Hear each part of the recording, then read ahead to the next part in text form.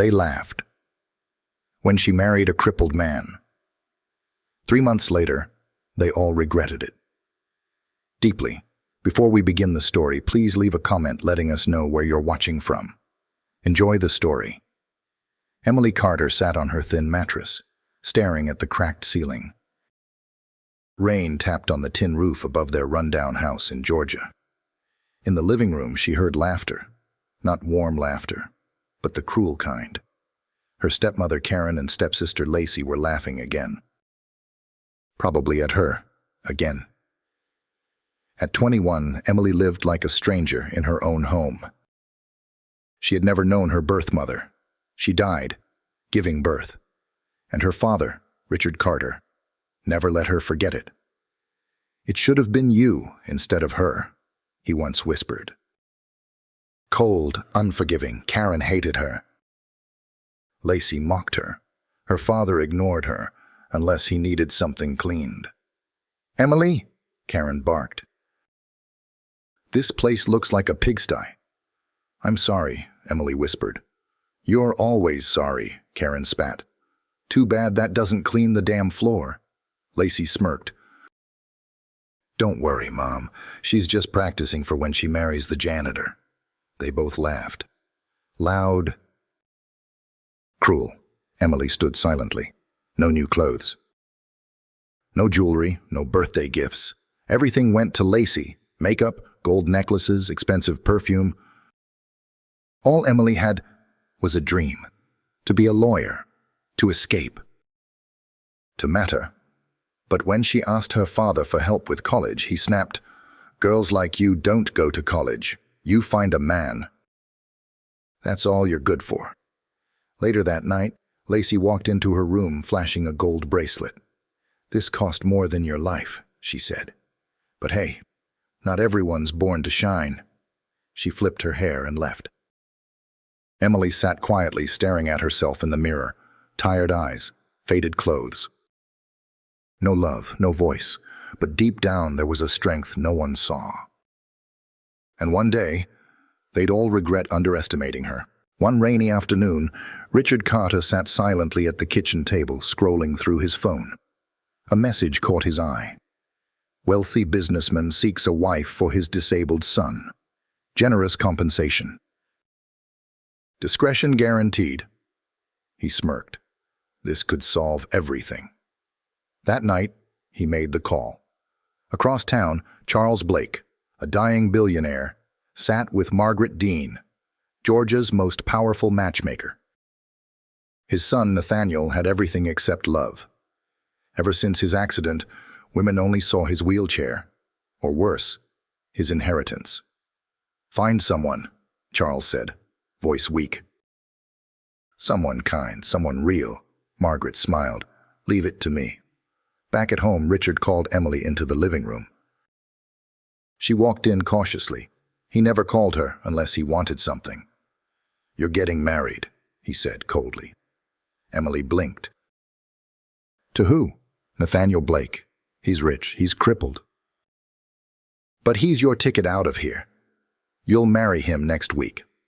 Her heart dropped. "I don't even know him. And he's—" "Enough," Richard snapped. "You don't get to choose. You should be grateful someone even wants you." Karen chimed in. "At least you'll finally be useful." Lacey laughed. "Maybe he's blind too." Emily's eyes welled up. No one stopped it. No one stood up for her. She was being sold off like a used chair at a yard sale. The next morning, Margaret Dean arrived in a black luxury car to collect Emily. No wedding, no ceremony. Just a signature, just money. Richard took the envelope without shame. Emily didn't even pack. She owned almost nothing. As she climbed into the car, she looked back one last time. Her father stood on the porch, counting bills. Karen sipped coffee. Lacey filmed a TikTok. No one waved goodbye. The car stopped in front of a massive white mansion with stone pillars and a garden that looked like it belonged in a magazine. Emily had never seen anything like it. But was it a palace? Or just another cage? Margaret Dean led her inside. "You'll be staying here now," she said with a tight smile. "Charles will handle the rest." Emily was shown to her room, bigger than her entire old house. But it felt cold, empty, like the people who lived there. Later that evening, she was brought to the living room.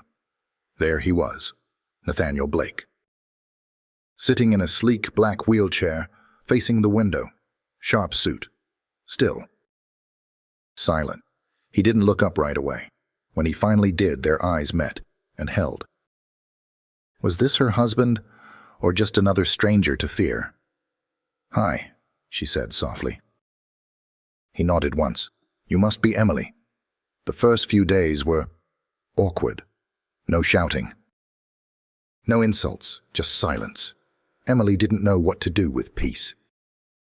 So she cleaned, she cooked, she walked the halls like a ghost. Then, one morning, she found Nathaniel in the garden, struggling to reach a book that had fallen from his lap. Without a word, she picked it up and handed it to him. "You don't have to wait on me," he said. "I'm not waiting," she replied. "I just noticed." He looked at her, surprised. For the first time, he smiled. After that, things changed. She wheeled him outside each morning, read to him under the oak tree, sang softly while watering flowers. Her voice was light, a little shy but pure. He listened. And he laughed, not just polite laughter, real laughter. And in that garden, two broken people found something whole.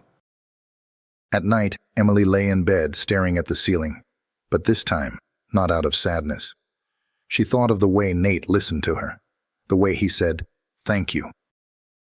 The way he never raised his voice, never made her feel small.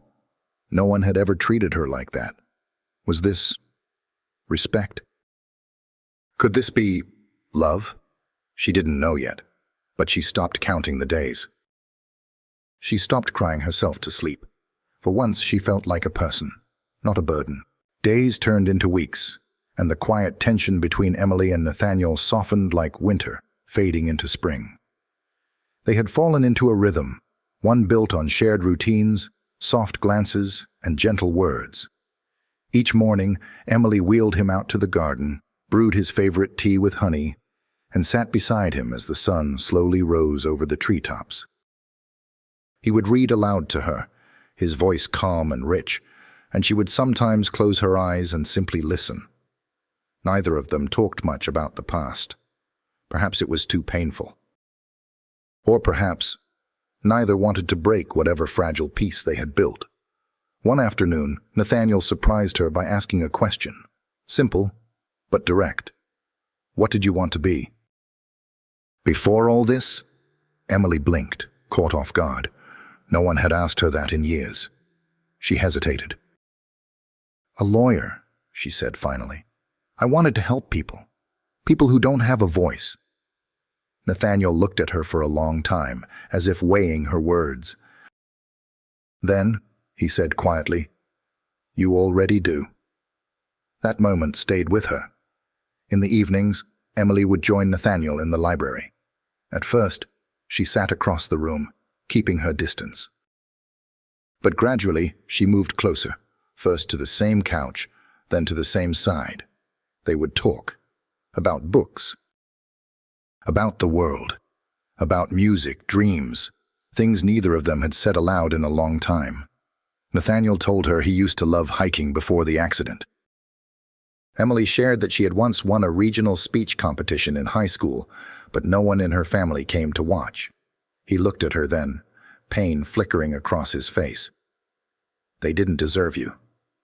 One night, during a storm, the power flickered and went out. The house, though large and beautiful, fell into darkness. Emily lit a few candles and brought one into the room where Nathaniel sat by the fireplace. She placed the candle on the table and sat down beside him. The fire crackled, casting golden light across their faces. "I used to be afraid of the dark," she said quietly. Nathaniel turned to her. "Are you still?" She shook her head slowly. "Not anymore. I think the scariest thing isn't darkness.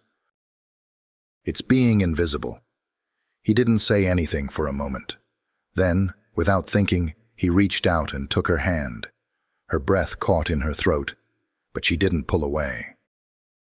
"Emily," he said softly, "you're the most visible person I've ever met."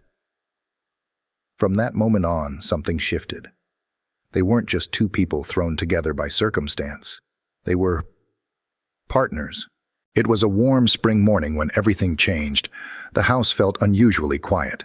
Charles Blake, Nate's father, had called both of them into his private study. Emily had never been in that room before. The air felt heavier, the light more serious. She sat next to Nate as Charles looked at them from across the grand oak desk. He looked tired, pale, thinner than she remembered. "I won't be here much longer," he said plainly. "The doctors have confirmed it." Emily felt her chest tighten. She glanced at Nate, who didn't move. Charles continued, "Before I go, I want to leave things in order. The estate, the company, the properties, they'll all go to Nathaniel." "That was always the plan." Nate's jaw clenched. "But it's not just about the money," Charles said. "It's about who's beside him. And I believe that person is you, Emily." She looked down, unsure what to say. Charles opened a drawer and pulled out a document. "I've already signed over the controlling shares. The attorneys will finalize everything tomorrow." Then he looked at his son. "Are you ready?" Nate inhaled slowly and stood up.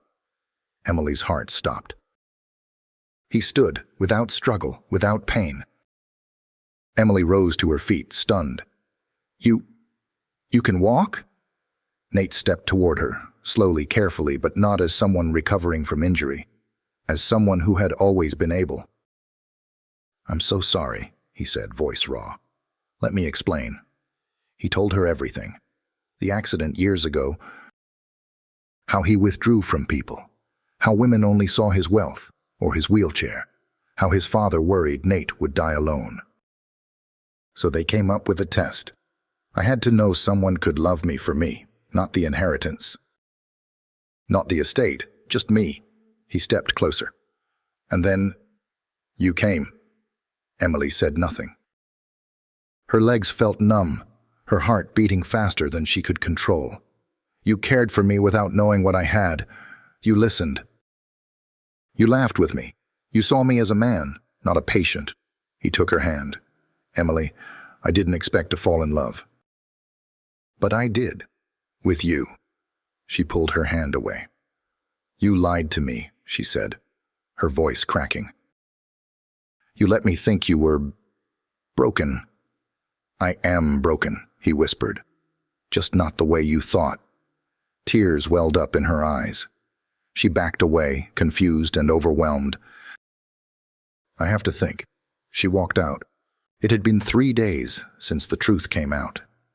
Emily barely spoke. She spent her time alone in the garden, walking between the rose bushes Nate once wheeled beside her. Every moment felt like a replay, his smile, his lies, his confession. She didn't hate him, but she didn't trust him either. Meanwhile, across town, things were falling apart. Richard Carter's last investment had collapsed. The housing deal he mortgaged his name for had gone up in smoke. Phone calls went unanswered. His bank account was frozen. Then came the foreclosure notice. The repo truck. The legal threats. Karen packed her bags first. "I told you marrying her off wouldn't work," she spat. "You've ruined us." Lacey followed, dragging her suitcases down the porch steps in the rain. "Don't call me when you're broke, Dad. I'm not built for poverty." They were gone in 10 minutes.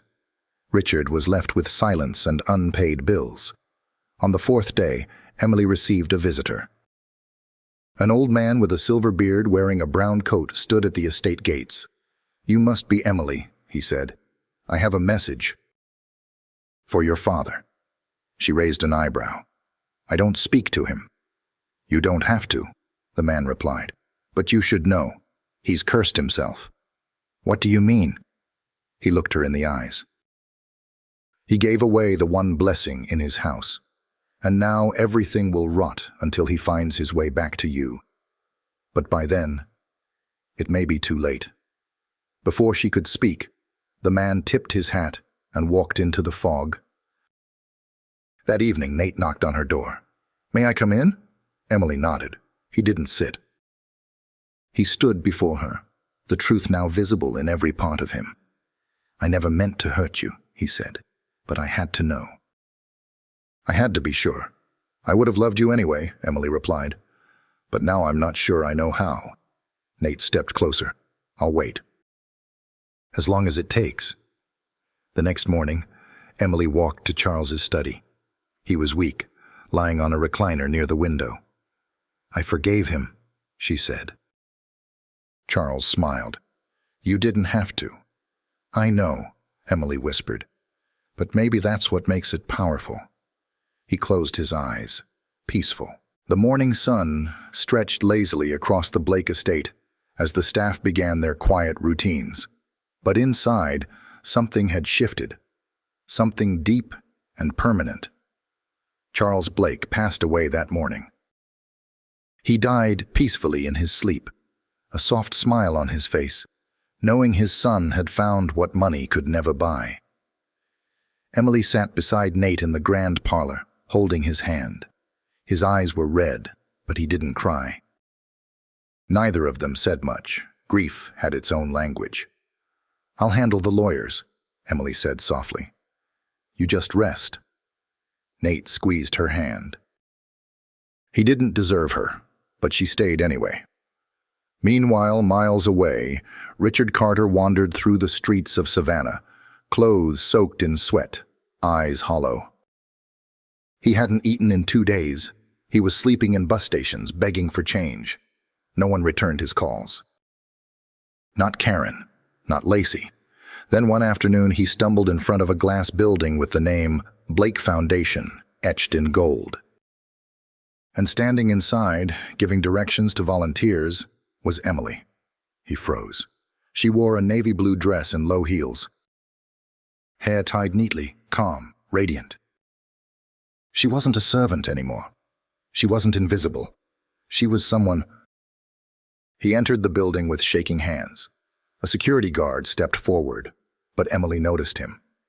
"It's okay," she said gently. "Let him through."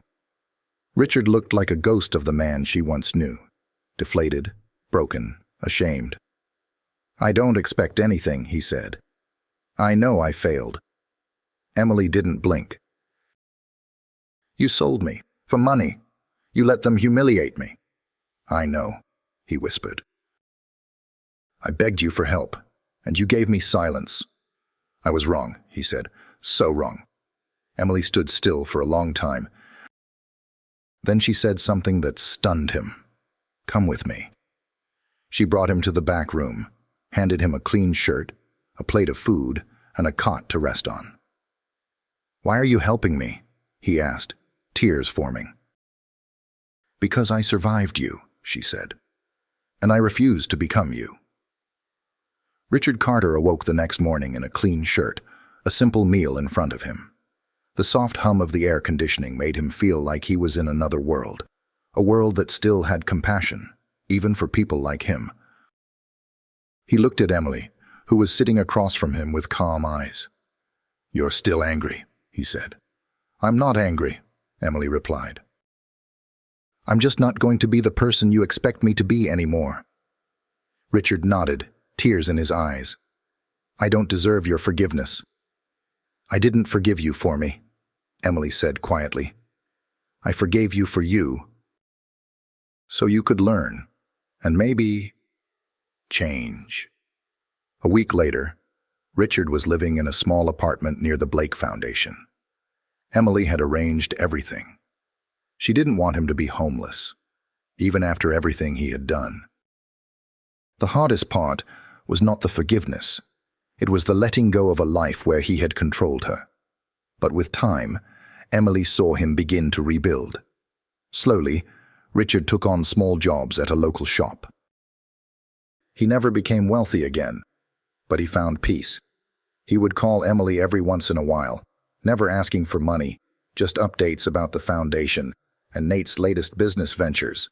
And then came the day Emily got a call from the very people who had once humiliated her. Karen and Lacey. They had run out of money, and now they were struggling. Emily had heard the rumors, the debts, the broken relationships. They had squandered everything. They showed up at the Blake estate, knocking hesitantly at the door, but Emily didn't answer. Nate did. "Not everyone gets to come back," Nate said, his voice steady, holding Emily's hand firmly. "Some mistakes cost more than you realize." Emily stood in the garden, her eyes focused on the flowers she had planted. The sun was setting, and for the first time in a long time, she felt the weight lift off her shoulders. Did she do the right thing?